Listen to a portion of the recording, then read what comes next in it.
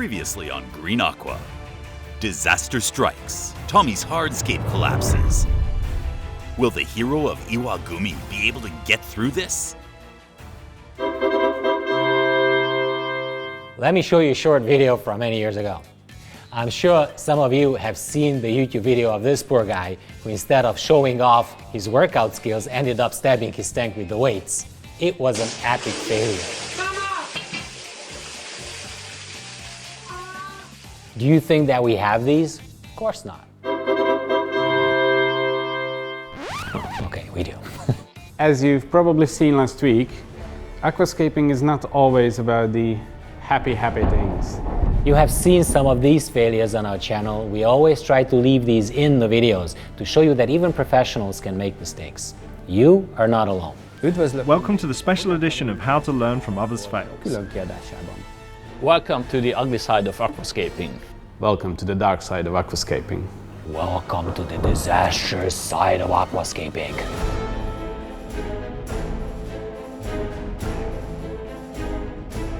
We all try to learn from our mistakes, but the new situations will bring more room for error. I sincerely hope that you learn from our mistakes. Come, laugh on them with us. And hit the like button now. It helps to push our videos to a wider audience. Subscribe if you didn't do so yet. Get notified of the new uploads with the bell, and consider becoming a channel member to support the video production of this channel. As Tommy said, we need that with all the mistakes that we do. I had to say that up front. And now join me with the epic failures of Green Aqua.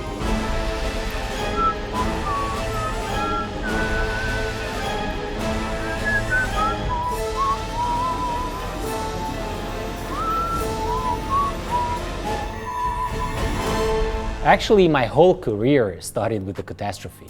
When I bought my first fish tank as an adult, I had many tanks as a child, I did not wait for the very inefficient internal filter to cycle, but I added all the fish on day one. I couldn't wait. And I lost all of them in a couple of days. That was my first tank. That's how I started. So, just to cheat, I have my list, but looking at it, guess whose list is the longest? That's Balazs. Do you want to know why I have the longest list, Tommy? Because I do more tanks than you. You should come out from your office more often and do some more scaping, man. When I started out aquascaping, it was my second or third scape I did at home. I had a 60p and I decided to defy physics, and I wanted to lift the soil right up to the back corner. And even though some people told me I should not do it and I won't be able to do it, I tried. It doesn't work, as they said, but this is something you learn on your own if you don't listen to others. I made my first ever Redmore wood layout. I carefully placed the Redmore wood into my tank, poured some soil on it, placed the rocks next to it, and planted the tank nicely. In the end, I filled up the aquarium, took some very nice pictures, and proudly sent them on Skype to Balazs to show him what a fantastic job I'd done. After hesitating for a few minutes, he came up with the answer: looks really nice, but the tree needs to be moved to the side a little bit because it's too much towards the middle and it's not quite the perfect composition. I went back to the tank, gently pushed the tree a bit, and it worked. The composition was perfect, so I went up to my bedroom to sleep. The first thing I did in the morning was to check the tank. A horrible thing had happened. The Redmore wood was floating on top of the water, it pulled out all the plants and destroyed the scape totally.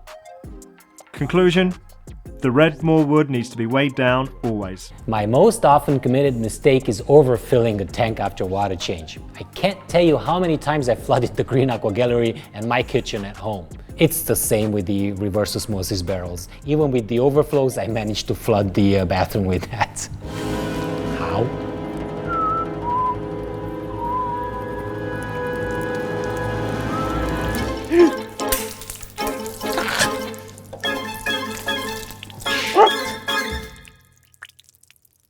One day I stepped into the showroom about 5 minutes after opening the store. That's a time when our maintenance guys are already left. I step in and there's about 5 centimeters of water throughout the whole floor. It turns out the maintenance guy left the filling hose in an aquarium, forgot about it, and it just started pouring out. I started to clean up, and then suddenly someone comes in to the showroom. I look up and it's 2 firemen. I tell them, okay guys, wait a bit because there's water all around, and they are like, they're used to this and just step in and enjoy the showroom.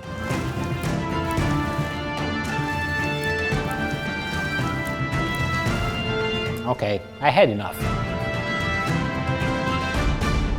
I keep kicking the 60 centimeter lights that have legs residing on the rim of the tanks into the water during maintenance and other occasions. I just keep doing that.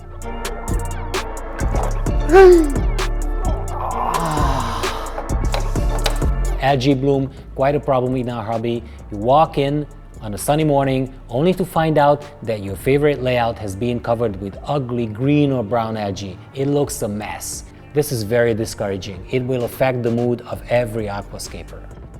It also signals the start of a very difficult period when you have to find the root cause, clean the tank, removing as much algae as possible, or to do a blackout, or to do whatever it takes to get rid of that unholy mess in your tank. Planaria, snails, and other pests are also a problem. I ended up killing all the Cliton corona snails in my tank. Those will eat the BBA, the black brush algae, with a medicine against planaria, but those damn things are still in there. We built a big client tank in the client location, and we ran out all of the stones, but we needed 1 extra stones to hold down one part of the decoration. So we've asked the client if he has anything, and he directed us to the garden. So we've used one of the stones which was there at the entrance and used this in the tank. And 1 or 2 days later, we had a huge diatom outbreak in the tank, and we've been surprised what the hell is happening, because it was a huge tank, a lot of water, good filtration, everything. We had to fight, we had to go back to the location, remove the diatom. Then again, next day, the same thing. We had diatom all over again. So we've put in a lot of algae eaters, but they almost like died because of a lot of algae, so we had to remove them once again. And then it turned out the silicate level was just way too much because of that stone. That 650 liter tank has the biggest EHIM filter underneath with a custom CO2 reactor. If the reactor gets some air, the pump will not be able to push through the water properly. I've spent countless hours figuring out how to restart that filter, and when I'm not around, I need to help our new maintenance experts to do that on phone. This happened many times. I guess it's time to change that reactor.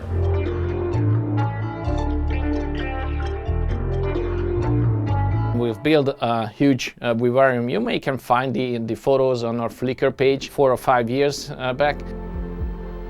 We built the whole vivarium, beautiful green plants, everything looked good.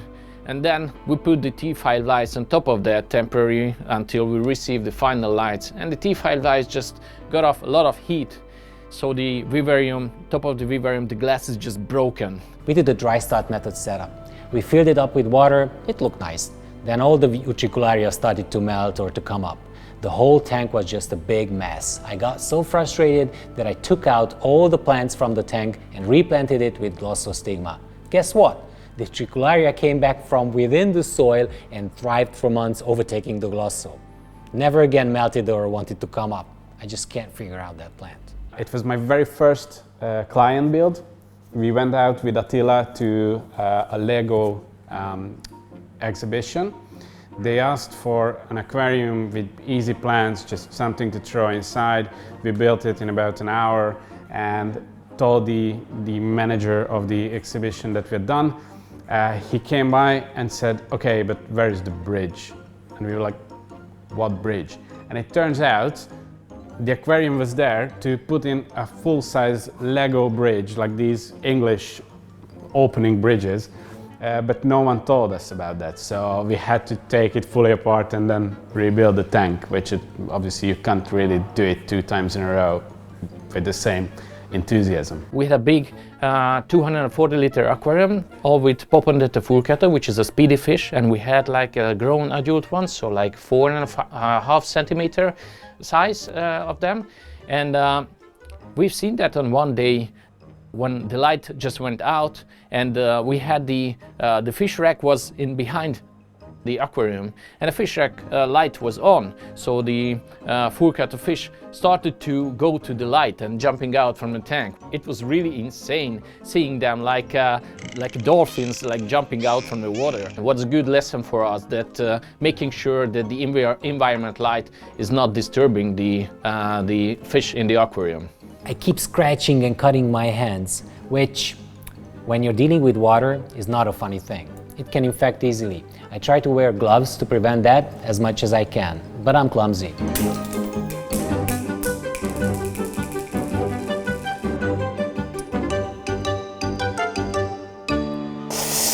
I try to keep the diffuser in my hand, and I try to push in a hard way to the tube.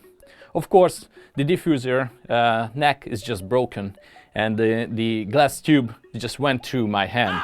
So it wasn't really good, and I still feel this in my hand. Our maintenance expert Joseph decided to cut the CO2 hose with his scissors, but not in a regular way, but by using only one side, one edge. He ended up piercing his finger with the scissors.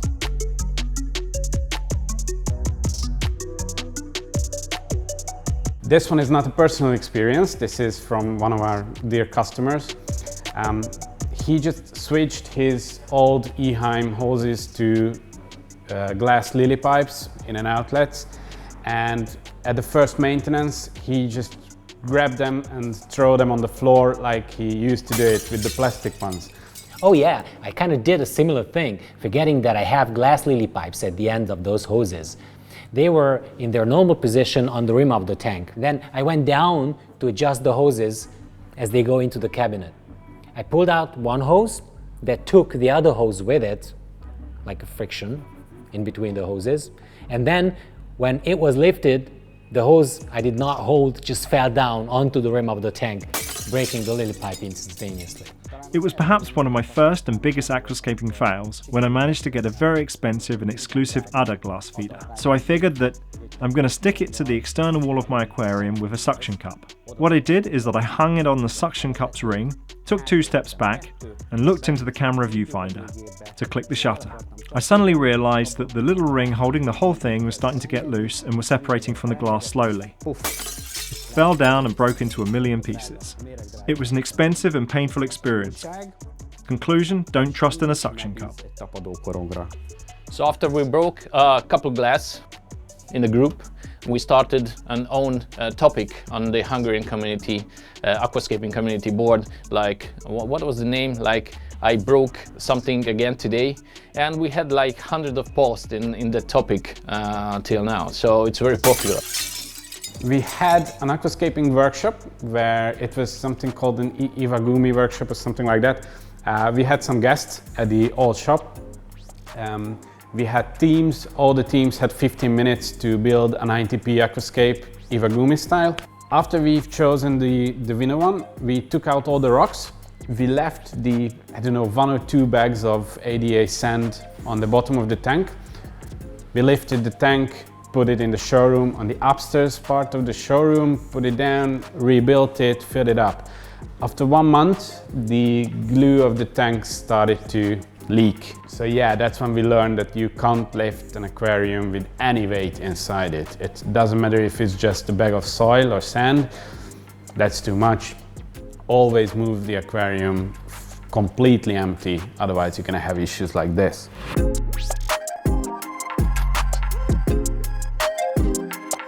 When I've seen the first CO2 systems with my friend, I thought this is a space technology. I tried to put this together, seemed super easy, but the true story is that it started to leak. I tried to fix with the glue, with an sealing agent, and it just didn't work. So I lost like 2 CO2 bottles because of that. And at the end, I think I just threw out because the whole thing looked really ugly. So I bought a different regulator for myself, and it turned out there wasn't any problem with the regulator. The problem was that with the CO2 valve. CO2 is not dangerous by itself, but it is a high-pressure canister that is sensitive to sudden temperature changes. A friend left the newly purchased bottle in the parked hot car for a couple of minutes, and when he returned, got in and started driving, the overexpansion of the liquid CO2 in the bottle has activated the safety valve on the top of the bottle. And then the gas started to come out with a really loud hissing sound through that. Quite scary, he said. And it obviously happened on a highway at high speed. Make sure the tap is closed on your canister before you carry it, and don't let that heat up quickly under the sun. On one of the day, the CO2 valve just turned on when someone just checked in the cabinet. And CO2 bubble rate just increased like 5 times, 10 times. So all the fish in the tank started to suffocate, and we had to act immediately, turn off the CO2, removed all the glass pipes from the tank, started to put in some aeration, do water change to save them, and at the end we saved all of them, luckily. And of course, I keep banging the stones against the glass all the time, and not only me, others too. Dave, ciao.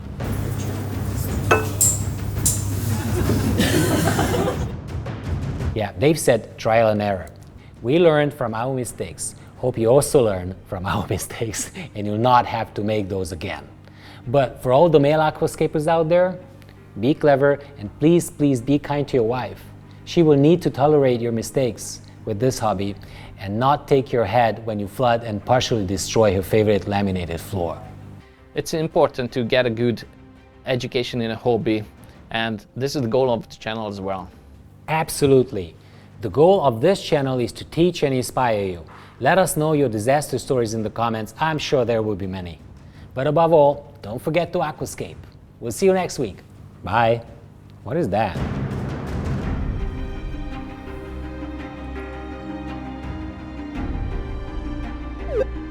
Next week on Green Aqua, the rebirth of a low-tech OASE Style Line 80 set. Join Balazs as he tries to reproduce Attila's very popular 90cm cube layout in a much smaller aquarium, with no plants, because Tommy forgot to place the order.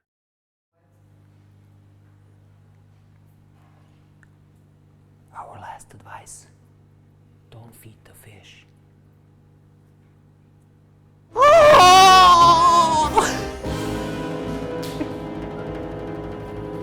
Happy Halloween.